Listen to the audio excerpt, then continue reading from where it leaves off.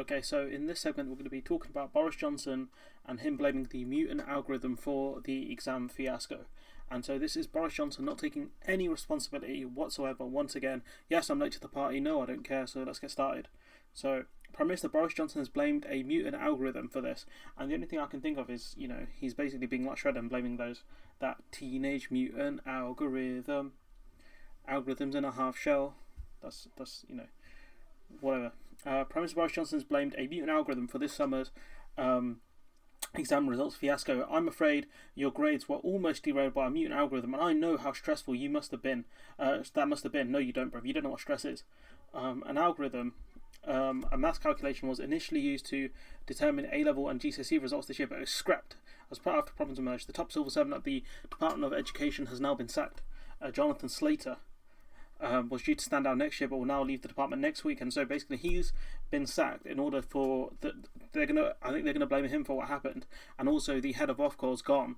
She fell on a sword, and Boris Johnson and Gavin McGuinness refused to.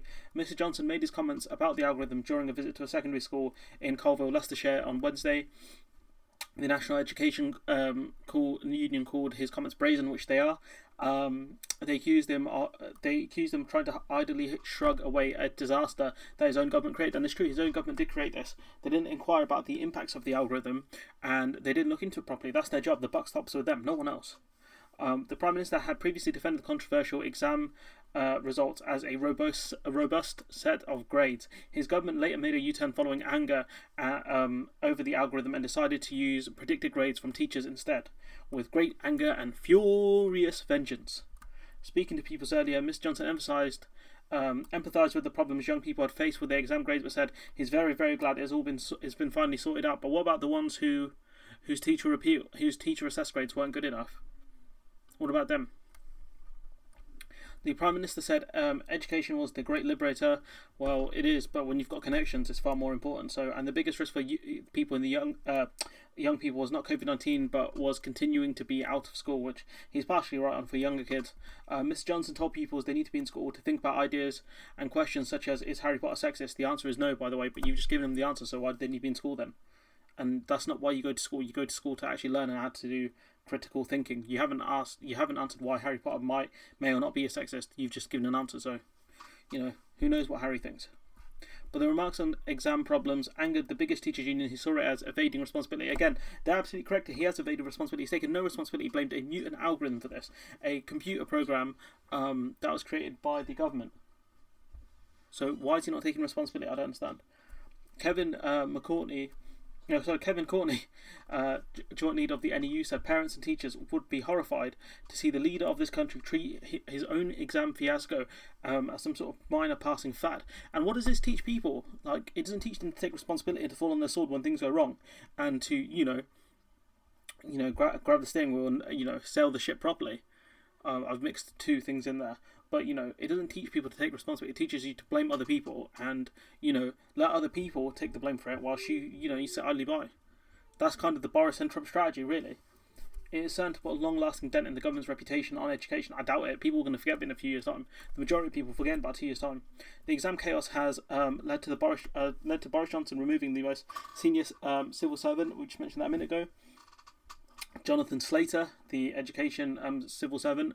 A statement said the Prime Minister has concluded that the need for fresh official leadership at the department. He wasn't the problem. It was you, dumbass.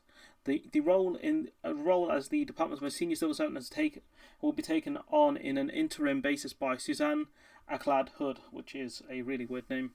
So we've got some analysis here. Let's have a look. So what does the departure of Jonathan Slater mean, and why does it matter? For his union, the FDA, and for Labour, a straightforward sign that when things go wrong, the buck will now firmly stop with the officials and not government ministers, which is accurate. But they haven't really blamed him, so I don't know. They blamed Ofqual more, and they blamed the algorithm more, which was designed by somebody and authorised by other people. Who those people were, you can figure that out. Angry Conservatives were being privately assured that heads would roll after the exams controversy, and both a senior civil servant, and the head of Ofqual have now departed, while Gavin Williamson and his education minister remain in post. He's the issue here, though. Gavin Williamson should have gone. But something of a pattern is emerging. In February, the most senior official at the Home Office resigned and took the government to court, claiming he had been there had been a vicious and orchestrated campaign against him. I don't know what happened with that, by the way. Other senior servants have made less of a fuss, but nonetheless left their jobs. And the most senior Whitehall Mandarin, Sir Mark Sedwell, recently moved. The head of Foreign Office announced an earlier than expected departure, and was announced last week that the permanent secretary of Minister at the Ministry of Justice will leave too. So there's a lot of civil servants leaving. A lot of people who have a lot of experience are going, and for the coming months of COVID and for Brexit, do you really want that many experienced heads going? I don't know. Especially with their replacements may not even be anywhere near as good. Cabinet Office Minister Michael Gove has talked about reforming the civil service. In a June speech, he said government departments recruited in their own image and assumptions were inescapably metropolitan. So what does that mean? That doesn't mean anything. Well, let's read that again. Cabinet Office Minister Michael Gove has talked about reforming the civil service in a speech in June. He said government departments recruited in their own image and their assumptions were inescapably metropolitan. He's saying like they're more liberal. I mean, the civil service has not been an issue before. It's ministers try and put things into place. The civil service are the ones who are meant to deal with it, who are meant to make things happen. So I don't understand what his problem is. The civil servants haven't messed up. It's your government, you idiot. But what might worry senior civil servants more is that they may be sacrificed for short-term news management rather than as a result of a strategic master plan. And there is a risk this may in turn might affect the quality of those who apply for senior civil service roles. It's going to also increase leaking as well, where if they think things are kicking off and they're going to get blamed stuff, they're going to leak stuff.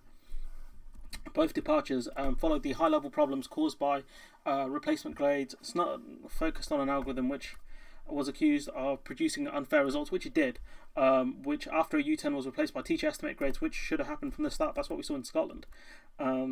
Jeff Barton, leader of the ASCL head teaching union, said it is abundantly clear that things have not gone well at the Department of Education at Ofqual, culminating in the debate over the debacle over this year's GCSE and A-level results. But it's pretty unsavory that civil servants appear to be carrying the can while ministers remain unscathed. And it's pretty true that the fact that they've got rid of senior civil servants who it's not their job to do this. You set policy.